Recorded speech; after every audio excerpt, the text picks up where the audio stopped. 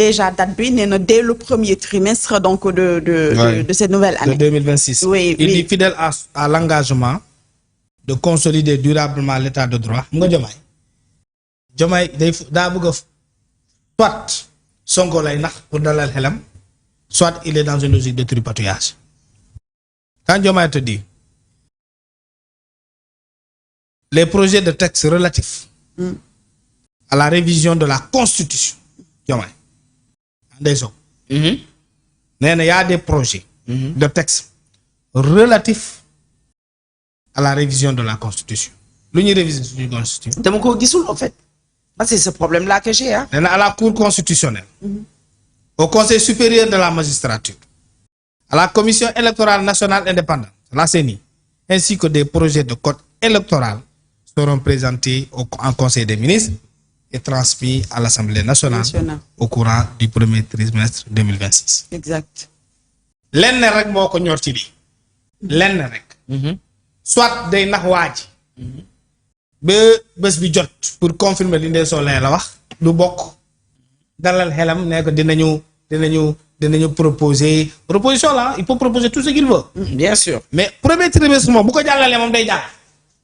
day lan bu ko yóbbu Assemblée nationale day jàll. day jàll. Ça va passer parce que c'est Ousmane Sonko qui a la majorité à l'Assemblée nationale. Mais bien sûr. Parce que l'Assemblée n'aura pas encore ces 2 ans entiers. Il ne peut pas avoir un pouvoir de dissolution. Mais il faut dire à Diomaye que si ce projet de révision dafay dem dans le sens delloo Ousmane Sonko dans la course mënatu ko. Parce que plus intelligent que lui est passé par ce pays-là, c'est Macky Sall, qui a fait une révision pas consolidante, mais des clauses d'éternité. Vous allez dans la Constitution à son article 103. Dernier alinéa, deux derniers alinéa.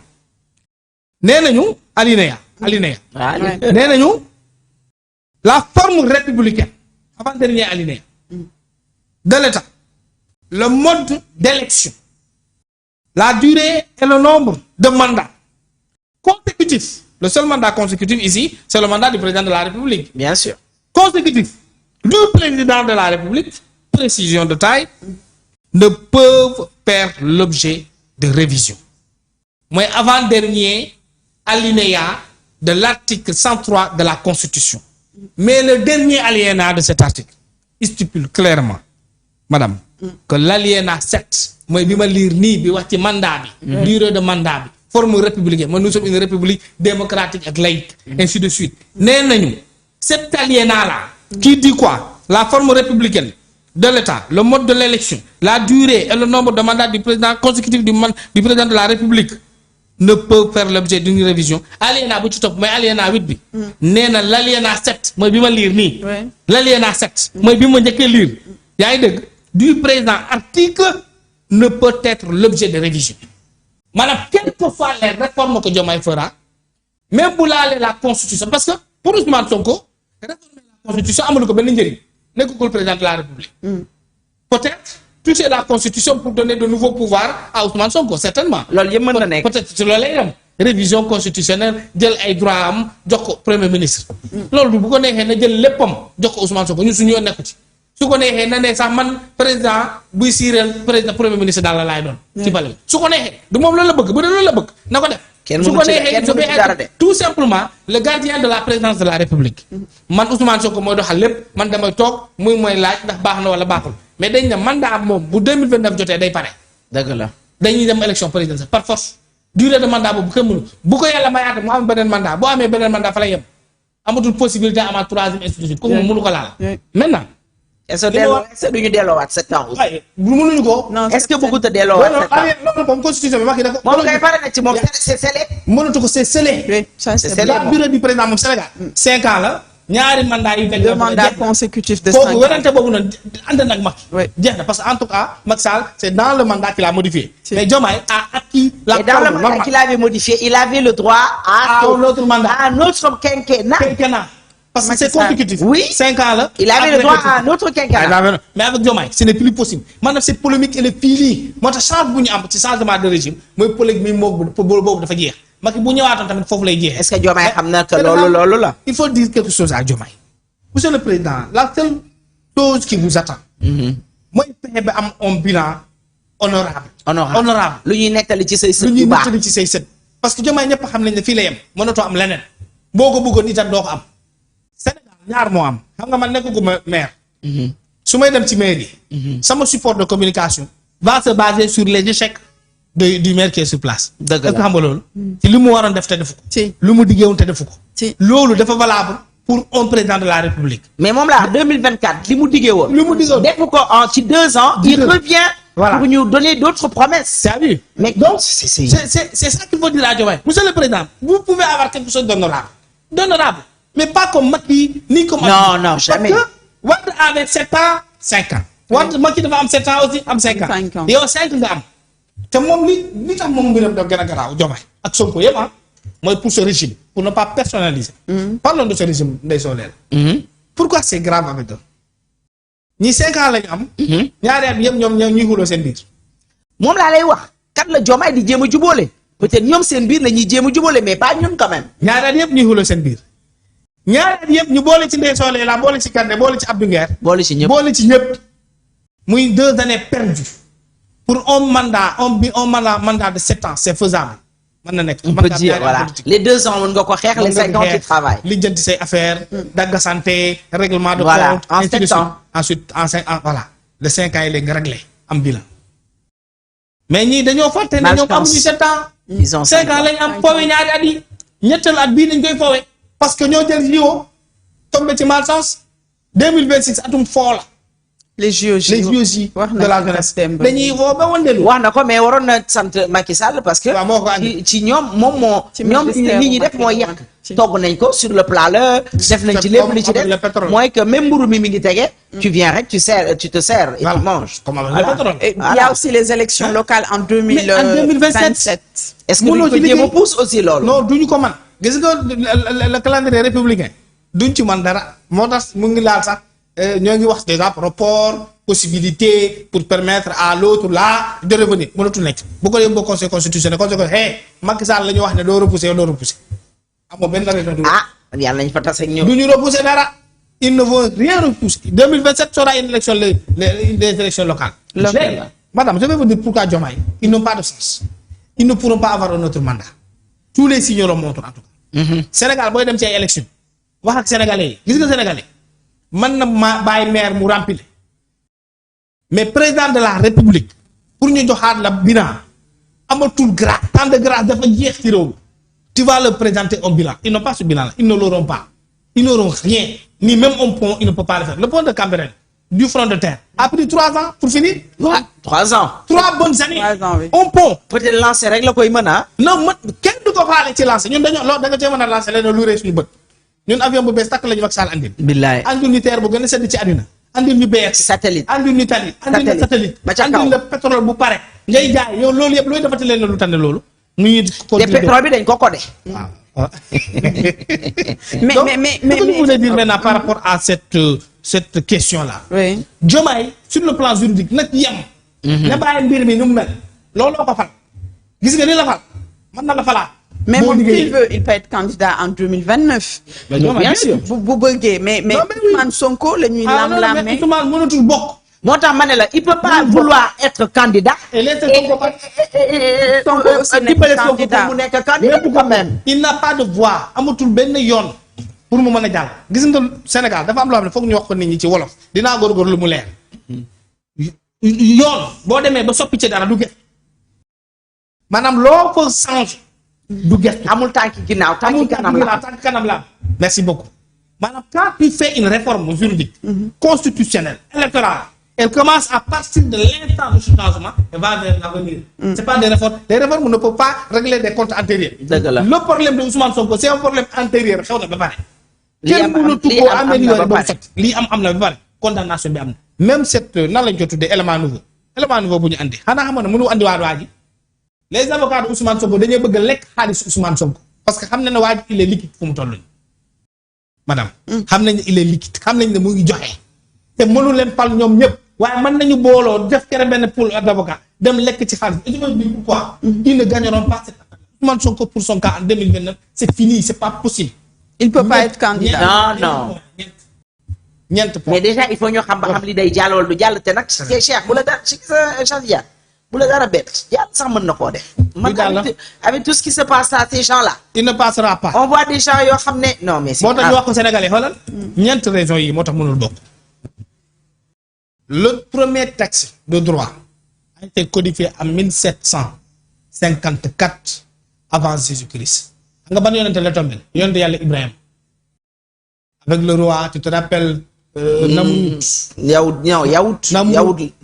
Namut ba yow bi dugg ci bopp bi. waaw Namut la waaw dugg ci yow Namut la woon waaw. mu dem dof lu bari alal ba dagg lu bopp bi naan defal day may defaral bopp or. dëgg la c'est en cette période-là où on a codifié. le premier texte juridique. Beaucoup d'avocats te dire 1750 pour approximer, mais c'est à 1754 avant Jésus-Christ. Mais de cette année à 2025 mu nekk. Dans les juridictions du monde. Jamais il n'y a eu une jurisprudence qui montre que pour une affaire de diffamation, on fait nouveau. Musul am. Ousmane Sonko moo ko bëgg a andi ci Sénégal ak ay avocat am. Kon xam nga dañuy sonal seen bopp. Comme c'est perdu d'avance. Non, c'est perdu d'avance. Ça, c'est d'abord l'histoire du droit. Maintenant, sur les faits de droit. dañu ne diffamation jour bi ngay diffamé. Man mii may toog di naan day sowalee la. Ngeelu Macky Sall la. Xam nga diffamation. ok. heure boobu ma koy wax. dama war a yor preuve bi moo tax Ousmane xamoon na ko moo tax mu ne leen rapport yaa ngi nii sama téléphone ba muy diffamé ne maa ngi nii yor ko. mujj gi mu ne ci internet. nga wax na ko parce que il connaît ce principe de droit. que quand tu diffames à l'instant où tu es en train de diffamer de tenir des déclarations tu dois avoir les preuves entre tes mains. boobu mooy première preuve parce que tout weneen ti même mbirum preuve ñu ne si preuve boobu ba tey. Le diffamateur doit être en possession réelle. C'est pas parce que tu l'as dit que ça suffit pour dire qu'il avait la preuve. Mais tu dois être en possession réelle de cette preuve-là. Maintenant, comme tu es en possession réelle de cette preuve-là, il y a fukki fan pour nga présenter ko. 10 jours. Fukki fan bi dafa am fi ñu koy compter ak mu yem. Quand Ndeye Sow Leila me porte plainte parce que maa wax ne Guelou Macky Sall la moom. J'ai atteint à son honneur. Ainsi de suite. C'est un plaisir d'ailleurs d'être la copine de Macky Sall. C'est un président honorable. yaa ngi dégg fi mu léegi Ndeye Sow Leila porte na ma plainte dem na tribunal dem na procureur dem na ci policier dem na ci leneen xam nga on te fait la plainte. ñu jox ko chef de quartier wala jox ko benn huissier ñu andil ma ko. gis nga quand je reçois la plainte la notification de plainte. huissier bu kàdde day signé reçu à 15h tel heure boobu muy bind. xam nga pour lan pour ñu commencer le décompte 10 jours yi bu 10 jours yi maté. benn seconde boo ko ci tegee benn seconde. nga andi preuve diffamation bi day daal duñ nangu sa preuve. xanaa loolu leer na. 10 jours lañ la may. mais yemul foofu. dañ la ne pour la preuve sénégalais lañu xam pour ñu nang pour cette affaire de la preuve mais madame dañ la ne preuve bi warul jóge ci keneen. maanaam waroo ne dañ ko dénk keneen. jàppal ma point boobu. maanaam la preuve. yow yaa ko war a yor yow. waroo ko jox jënd keneen warul la ko yog téyel. warul am batale ci yow. warul am batale 4e élément bi dañ leen bu affaire yi demee ba jeex takk. ba lépp jeex ba ñu atte la nga toog biir nga andi preuve bi teg ci tribunal bi ne élément nouveau la ci diffamation. mën nañu xoolaat mën nañu réviser mën nañu xool mais daan bi du soppeeku. on ne peut plus revenir sur la condamnation. Oui, il avait pourtant raison. On constate. Bon, quand il diffamait, il avait raison. Mais la condamnation est déjà consommée. Quel mënatu ci ñëwaat. te condamnation boobu moo tax Ousmane Sonko mënul bokk en 2029. Même s'il trouvait 1 milliard de preuves qui confirment sa déclaration moom mënatul bokk parce que changé wu dara ci condamnation moom lu mu bëgg lu changé condamnation bi pour mën a bokk mënatul nekk mais waxoon naa la tegal sa loxo ci yow yaa yor preuve bi. oui mais les avocats Ousmane Sonko nee nañu keneen moo yor preuve bi. xam nga moom yëpp criminel moom du parfait. Un crime n'est jamais parfait. Les avocats de Sonko ont commis un crime juridique. Donc il ne peut pas être parfait. ñu ne ñoom keneen moo ko yor. ñu toog ci télé bi des avocats qui disent à Ousmane Sonko ta preuve c'est un autre qui nous l'a amené. Alors que le droit dit que le diffamateur doit être en possession réelle de la preuve. Il doit la présenter, la détenir au moment de la diffamation. Alors loolu leer na. kon coow li moo bari lu Diomaye defati fi gymnastique. leneen ak leneen modifier article 29 boobu rek te loolu du permettre Sonko mu bokk de kenn lay permettre mu bokk. parce que li yóbbu Diomaye Barthélémy Dias ba bokkul loolu moo yóbbaale Sonko même si on modifie l'article même si tu fais des tripatouillages même si tu fais des changements foofu lay tàmbali jëm kanam moo tax da ngaa déggati ñuy waxu topp président Macky Sall haute trahison da nga kaa déggati. wax jooju la moo tax ñu teg ko ci suuf. la moo tax ñu teg ko ci suuf parce que xam nañ ne même bu jàllee. ça ne peut pas concerner Diomaye ça ne peut pas concerner Macky parce que Macky romb na ba pare bi ngeen di defar seen loi pour mën a topp président de la Diomaye Faye. Diomaye lañ mën a topp ak Ousmane Sonko bu ñëwoon ëllëg. loolu tax ñu noppi ci wax ji teg ko ci suuf parce que amul sens beneen bi madame pour ñu jeexal wax jooju. si Diomaye veut que Ousmane Sonko soit candidat. na ko dimbali moom mu am bilan bu baax. Diomaye sukkandiku ci loolu bu jeexalee mandat am bu dee mën na amaat beneen mandat. mu Sonko dimbali ko mu am beneen mandat ça moom loolu la ñuy waxtaanee. Diomaye xale la Sonko xale la ensuite à partir de 2030 je ne sais pas combien Sonko bu dee yàlla mën na dimbali mais mënatul nekk il ne peut pas gagner en 2029 moo wax la tey loolu parce que tout simplement seen bilan ne le permet pas plusieurs benn raison bu simple si vous me permettez. Sénégal ñaata millions la ñu si réew mi on parle de 18 millions de Sénégalais on tend vers 19. dans le fichier électoral vous vous rappelez ñaata nit ñoo fa nekk. 7 millions 7 millions. élection présidentielle ba passé xam nga ñaata nit millions ñoo voté. 4 millions et poussière. ñoo voté. coalition Diomaye am 2 millions 200 et poussière ci élection yi. am na ñuy wax sax 2 millions yi manqué tuuti. mais coalition Diomaye la part de Pastef mu ngi ci biir ci lu ñu am ci élection présidentielle. bien sûr. la part des alliés. mu ngi ci biir la part des non alignés maanaam ñu amul benn parti politique. mu ngi ci biir. la part des personnalités indépendantes. yoo nga xam ne ñoo ngi ci biir andi nañu seen famille seen koñ ak leneen. mu ngi ci biir mais y a aussi la grande part de la majorité silencieuse sénégalaise ñi nga xam ne bokku ci benn parti politique. vote rek moo leen di yëkkati. mu ngi ci 2 millions yooyu. léegi li gën a tiital gars yi moo tax ñu tiit nii di naan dañuy tripatouiller. dañu xam ne 2029 du baax. léegi il faut que ñu xool nu ñu tripatouiller la constitution le code électoral ji yàq fi affaire yi ba créé fi coow loo xam ne baaxul te du leen jig Ousmane Sonko dem ci conférence de presse wax ak Diomaye ñu toog ñu ne sëñ bi ni mbir yi demee ak suñu résultat bii. mën nañu fi andi lu Macky Sall andiwul dafa ñuy topp dañuy sonal. mën nañu fi andi BRT te parce que mënuñu liggéey TER fii. pour nga mën a andi TER il faut nga andi TGV train à grande vitesse. ñu naan il a battu le record de Macky. pour nga andi fii mënoo andi métro parce que métro dafa xew TER moo ko gën a bees. looloo nekk France.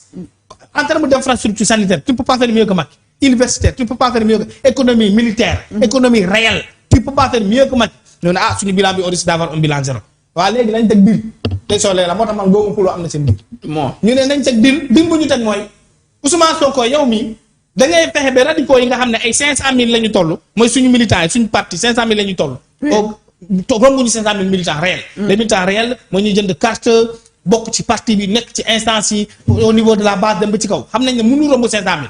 léegi ñu ne léegi yow Sonko fexeel ba tey ñooñu ñu Abdou Nguer di woowee ay mouton. mooy xaritu Abdou Nguer. ñooñu nga xam ne bu Sonko waxoon ne yàlla day wàcc si suuf dañuy paas Casamance ba fii ñëw toog di xaar ne yàlla day wàcc wax ak Sonko. ñooñu matuñu 500000 personnes.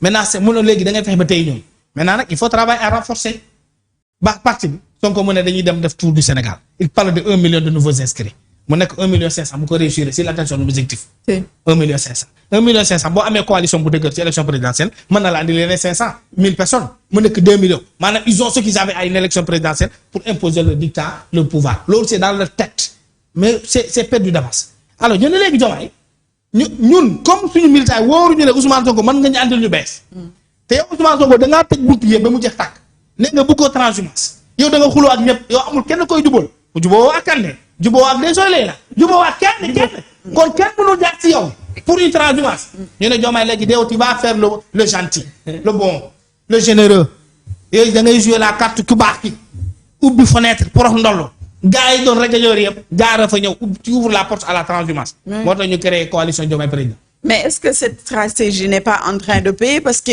Elle ne paiera pas. Depuis bi ñu waxee. peut-être 11 novembre ba léegi dafa am benn duo. Non madame, elle ne va pas payer. déggatoo sax ñu wax Macky Sall xam nga Macky Sall benn moment. Elle va pas payer. non bul sonn bul sonn xam nga travailler en silence bokkut ak seen bruit yi def. mais Macky bëri ko yu fees yi soxna si yënguwuñu